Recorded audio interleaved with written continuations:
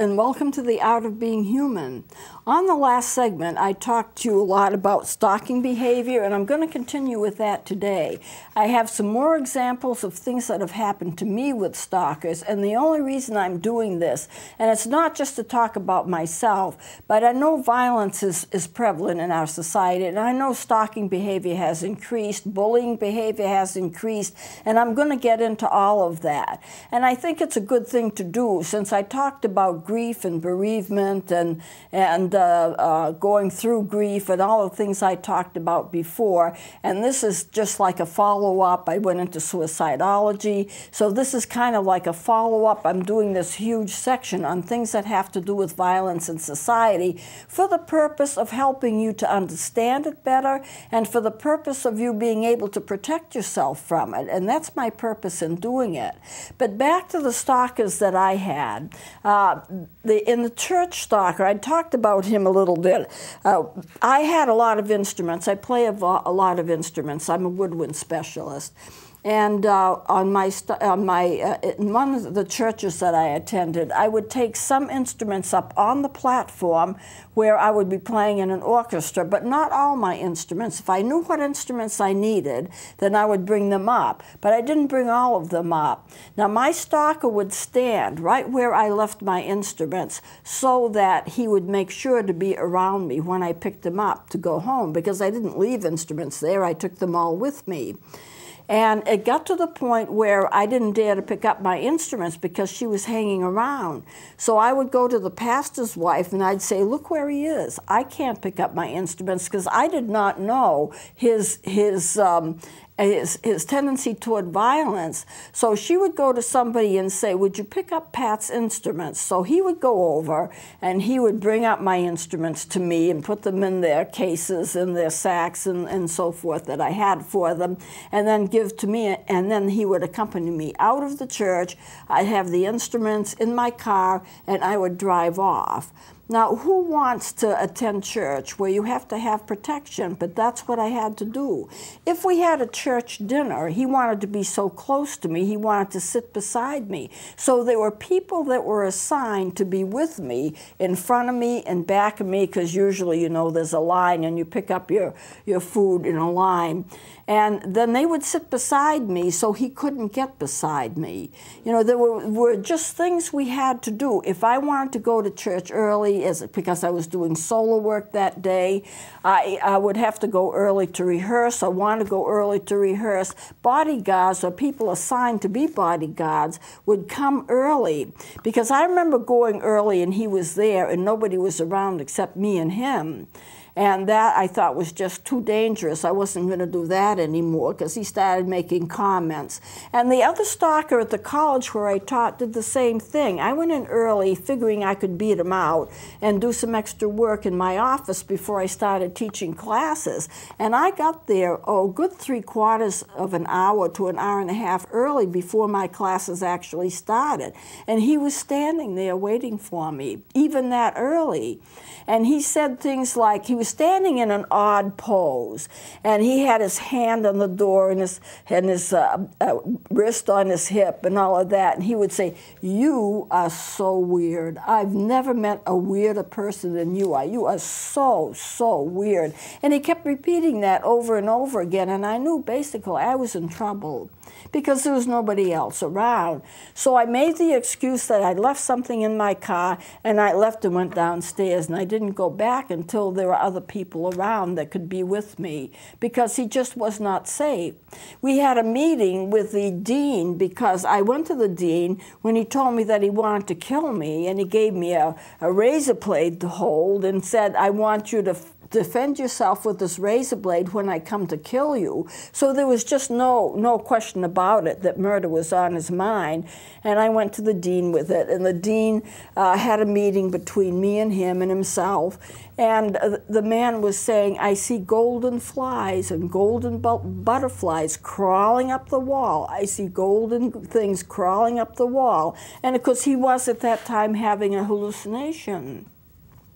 it got to be dangerous. And the dean said to me later, "This is the most unstable boy I've ever seen." And I says, "He's not just unstable, he is utterly psychotic." And the difference between a psychosis and a neurosis, which a lot of people are neurotic, a lot of people have emotional problems that they need help with, but the difference between them is in psychosis, they don't know the difference between reality and what's not real. They can't tell. To him, there really were golden flies going up the wall. He was hallucinating it. He was seeing it. But of course, there wasn't any such thing, and we knew there wasn't any such thing. But he was telling us what he saw, and what he was experiencing was a hallucination. Now, you can have an auditory hallucination, or you can have a visual hallucination. A visual hallucination is when you see something that's not there, like the golden flies going up the wall, or seeing images, or some people think they see Satan, or they see demons, and all of that, you know. And so they see things that aren't there, and they don't know the difference between what's real and not real, because when they're seeing them, they are real to them, and they actually perceive them in the brain. To them, it actually is happening. Now, an auditory hallucination would be when you hear voices, and the voices tell you what to do, and it's usually very, very negative. With the voices, it's usually telling you to do something bad, to hurt somebody else, to kill somebody else. There was a television show, I was quite impressed with it, about a child who had schizophrenia. She is one of the few real bona fide child schizophrenics. And she would see things, and she would hear things, and there were people in her mind telling her what to do, none of it being real. But she heard those things, and she saw those things. That's different from a delusion. Excuse me, that's different from a delusion. In a delusion, you believe things that aren't true. Like if I were to say, the moon is made out of green cheese, and I really believe it, and I can prove the moon is made out of green cheese, I can see it. Well, that's a delusion. I'm believing something that's not true. I'm not hearing a voice that tells me this. I have come to the conclusion that something is true that obviously is not true. If I come to the conclusion that there is a man on the moon, and there are people on the moon, there are whole colonies of people on the moon, and there are people that are on Mars, and they're spying on us, and they have equipment to spy on us. And I actually believe that to be true. Without seeing it or hearing it, I come to the conclusion that that's true.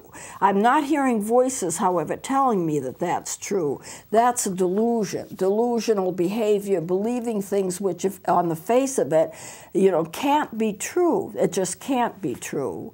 But they believe it anyway. And the hallucinations, either hearing people talking to you, telling you to do things usually negative, or making threats against you. This person comes to me in my mind and tells me he's going to kill me, or he wants me to kill somebody else. That's going to be an auditory hallucination. Another hallucination would be the visual kind, like this guy who's seeing things go up the wall, golden flies and golden butterflies going up the wall.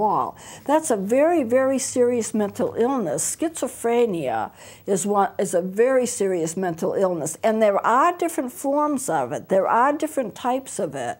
But schizophrenics can be worked with. They can take medication. It's a case of brain chemistry. It's not that they are bad people or evil people, but it's a case of brain chemistry. The chemistry of the brain is not in sync. It's not doing what it's going to do, what it should do. And so what you do is have medication to ease the symptoms, to get the biochemistry of the brain in balance to what it is supposed to be. And then after that, the symptoms will disappear.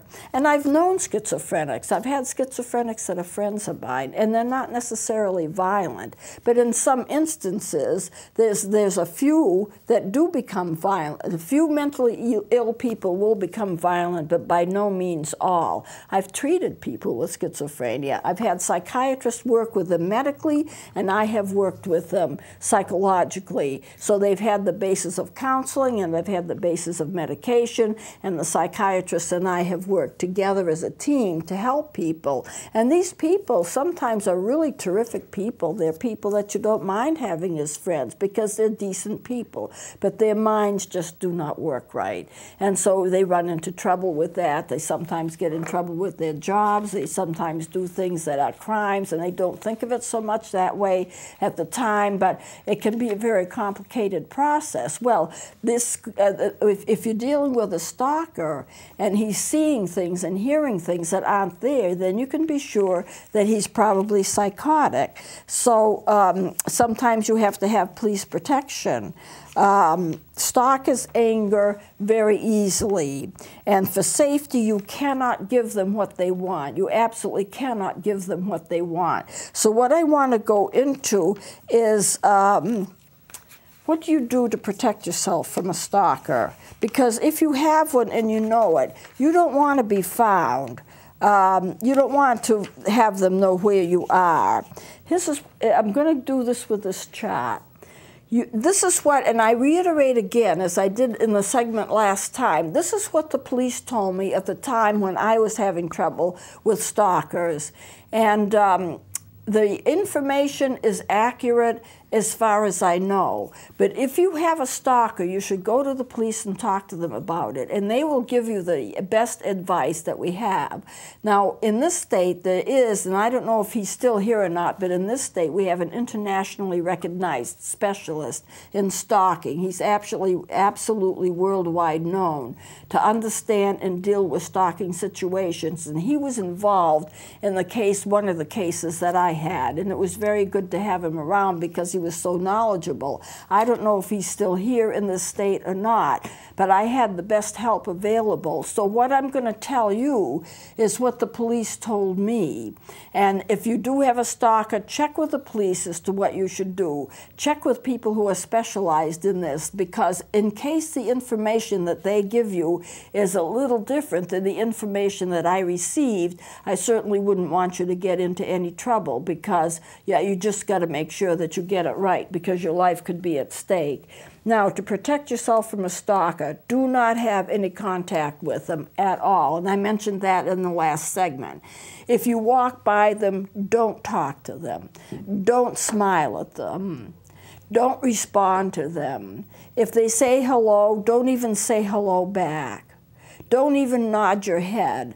Act as if they're not there, or act as if they're a mannequin and they're not real. They're just a mannequin standing there and you're walking by the mannequin, because you can't have any contact with them. The only safe way to deal with it is not to have contact with them. I know when I was counseling people who were angry because the people that they were stalking wouldn't return phone calls and wouldn't do anything, and they were very upset, and they said, all we want to do is know them, all we want to do is make contact with them, all we want to do is be friends with them. They did not recognize that they were engaging in stalking behavior. Some people can engage in stalking behavior and not be fully aware of the fact that that's what they're doing. Others know very well that that's what they're doing, but it doesn't matter, because the desire to be with that person is so great that they'll just do it anyway. So have no contact. Don't speak to them. Don't respond to them if you're approached.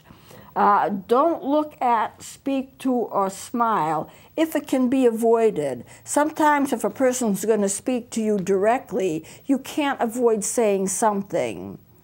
But you can mutter something quick and short and then move out of the way. Don't give them any excuse to try to search you out.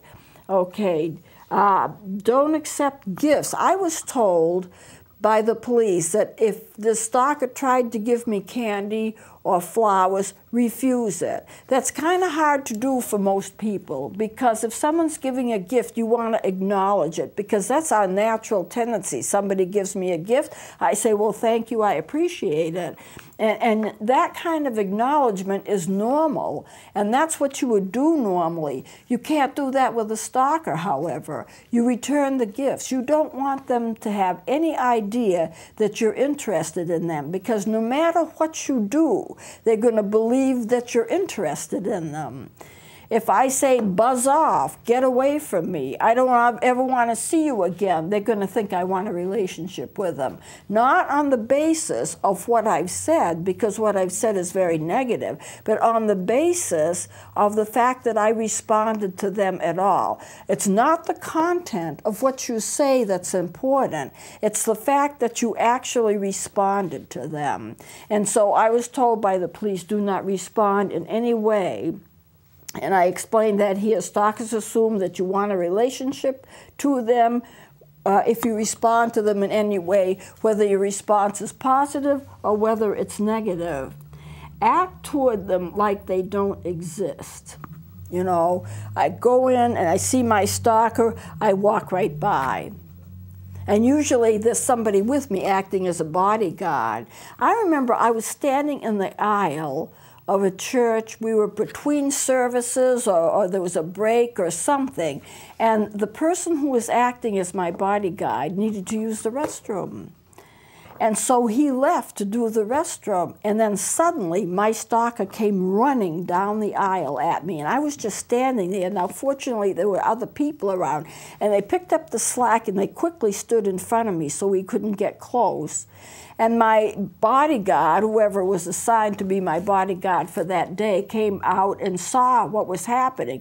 And he says, you know, I can't even go to the restroom without you being in danger with this guy. So from then on, there were several bodyguards. If somebody needed to take a break, another took their place. Nobody wants to be in a situation where this is the way they have to live their lives. And unfortunately, I think a lot of celebrities have to live their lives that way. They have to have protection. They have to have people around them. The paparazzi is enough to kill anybody. I don't see how they can get away with the things that they do, shoving cameras up people's faces all the time. That must get terrible. And, but even without the paparazzi, there's going to be a fan base of which a certain percentage of people are probably going to be stalkers. So they have their bodyguards. And they kind of have to do it for their own safety, because you don't know by looking at a person whether they are or whether they aren't. There's just no way to tell. Okay, act toward them like they don't exist. Never give out your phone number or address. If you have a stalker and they don't know where you're living, trust me, you do not want to be found. It is much safer for you if they don't know. You just do not want to be found. You can use a post office box addresses instead of your regular street address. There is one person I know that if a street address was demanded, they gave the street address of the post office. Now, I don't know about the legalities of that, but that's what this one person did. They would only give out their post office box. And then the other thing they would do is they would change their post office box every few months. They would still have a post office box. They would just change from one number to another number, making it harder for them to track. And that's what you have to realize. You have to keep yourself as safe as you can. Use an unlisted phone number.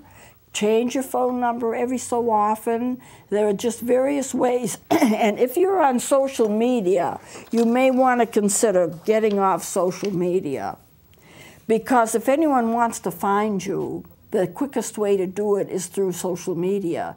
If you're posting a lot of things about yourself and what you're doing, they can track you easily. If you have a stalker, you can't allow that to happen. I know I was told by somebody here at the studio a few weeks back that if you have a job like in a prison or in the court system where you're dealing with problematic people, you don't want to be on social media. In fact, you're not allowed to be on social media, because if anyone should decide to carry a grudge against you, they can find you easily. So most people, most mental health professionals, most people dealing with prisons, psychiatrists, counselors, many case doctors stay off from social media because it's too easy to get tracked by somebody who may turn out to be a stalker. So you have to be careful of that and not allow yourself to be known. But remember, they're patient and they will try in any way to try to find you. So consider not using social media. I remember I was talking to my brother-in-law, and he wanted to find out, just out of curiosity, things about a friend of mine who was living across the street from me at the time, just to see what you could find out. And this person who lived across the street from me does not have the internet, does not use a computer. She's an elderly lady. He was able to find her name, her address, her age, and her house where she's living, and a picture of the house. So if you go on the internet, you can find lots and lots of things about a person. And if a person is a stalker, they can find out a lot of things about you. So you have to try to cut back on what they can find out about you. And the simplest way to cut back is not to post anything that's really personal about yourself. And even if you are treating people, such as counselors and psychiatrists, and treating people that are not stalkers, they're always curious about what their counselors are like and what kind of lives their counselors live. And so they're always trying to find that out through the internet, not because they want to hurt a person, but because they're curious as to who the medical caregivers are, especially counselors. People dealing with mental health issues get this all the time. People try to find things about them because they're curious about them, because they are the ones who take care of them as they're recovering from their mental illness or handling their mental illness. So I'm going to stop it here. These are some of the things to watch out for. And next time I'm going into bullying and what's going on with bullying and how can we classify it and what can be done to help protect a person from bullies and what can be done to help prevent it. And that's what my focus is going to be for next segment. Please join me then.